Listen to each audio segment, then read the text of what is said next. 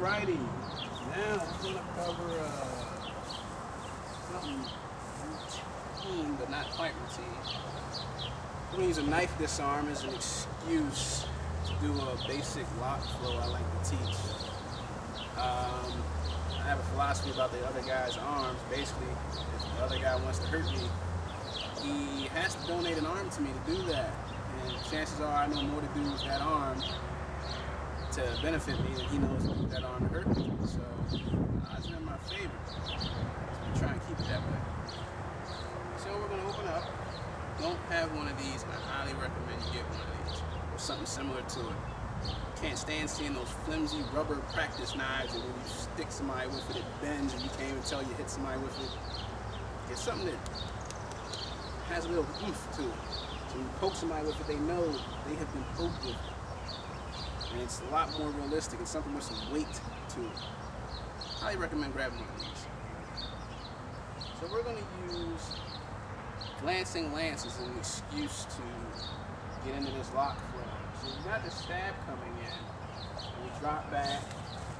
You'll notice that I'm picking up the weapon away from me. I don't want to see this. I see guys doing that, especially in the forums. I know I was guilty of it for a while. Pick up the weapon away from you. From here, kick him. That is the first step to trying to get this guy to let go of the knife. In the event that he does not let go of the knife at this point, drop back, kick him, poke him in the eye to try and give him something else to worry about. In the event that that doesn't get him to let go of the knife, we drop back, angle off, and we hammer down on this. In the event that the guy is still holding on to the knife, you notice I'm still trying to keep his other weapons checked as well. That's why I have a nice leg check in there to keep his hand from coming back up. I'm going to drop back to the wrist lock, roll it over, and I'm going to elbow the back of his hand to knock that knife out of there. So step back, jerk it over like a garden hose, and I'm going to pin this to my stomach here and hold his forearm here and just lean in on his wrist here. Not terribly pleasant. From here I'll grab this, bend his arm into the S, we go into the S lock. From here, if I need to check him some more, check him some more. Hand goes under the forearm, grabs the fingers. Now I have a high power S lock. All I have to do is drop my elbow, and he's ready to tap. Realistically, you hold his elbow and you just drop hard. And you snap it like you're pulling your elbows back.